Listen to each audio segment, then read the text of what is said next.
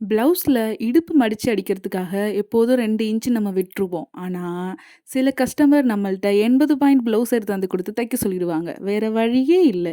இந்த மெத்தடை தான் நம்ம ட்ரை பண்ணி பார்க்கணும். அந்த மெத்தட் எப்படி பண்ணலான்னு பார்க்கலாம். 1/2 இன்ச் அளவுக்கு நம்ம தையலுக்கு விட்டுட்டு எக்ஸ்ட்ரா கிளாத் நீங்கள் சேம் கலர் கிடைச்சா எடுத்துக்கோங்க. என்கிட்ட இல்லைப்பா, அதனால் நான் இந்த கலர் எடுத்துக்கிட்டேன்.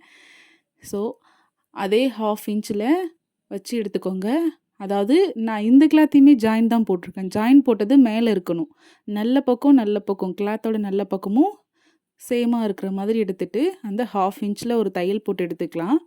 எடுத்துகிட்டு எக்ஸ்ட்ரா கிளாத்தை கட் பண்ணி போட்டுடலாம். கட் பண்ணி போட்டுட்டு இதை மடித்து இது மேலே ஒரு படிமான தையல் போட்டுக்கலாம். ஏன்னா திருப்பி மடித்து தைக்கிறதுக்கு ஈஸியாக இருக்கும் இந்த படிமான தையல் போட்டு எடுத்துக்கலாம். நம்ம என்னதான் கஸ்டமர்ஸ்ட்ட சொன்னாலும் இந்த 80 பாயிண்ட் ப்ளவுஸு போகவே மாட்டேங்குதுப்பா. எடுத்துகிட்டு வந்து கொடுத்து தைச்சு கேட்டுக்கிட்டு தான் இருக்காங்க. எப்போ தான் மாறும்னு தெரியல 1 மீட்டர் ப்ளவுஸ் எல்லாருமே எடுத்து கொடுக்கறதுக்கு. அப்படியே திரும்ப ஒரு ஃபோல்டு பண்ணிவிட்டு இன்னொரு ஃபோல்டு பண்ணி மடித்து தைச்சிருங்க. லைட்டாக மெயின் கிளாத் வெளியில் தெரிகிற மாதிரி தைங்க. அப்போ தான், ஏன்னா நான் வேறு கலர் கொடுத்துருக்கேன்ல, வேறு கலர் கொடுத்துருக்கும்போது ப்ளவுஸோட மேல் பக்கத்தில் தெரியாமல் இருக்கும்.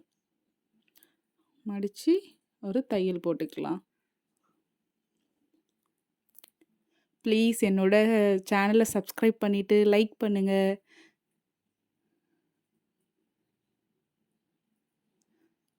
முடிஞ்சாச்சு. இப்போ பாருங்கள், அந்த கிளாத்தே வெளியில் தெரியல. ஃபினிஷிங்கும் சூப்பராக இருக்கும்.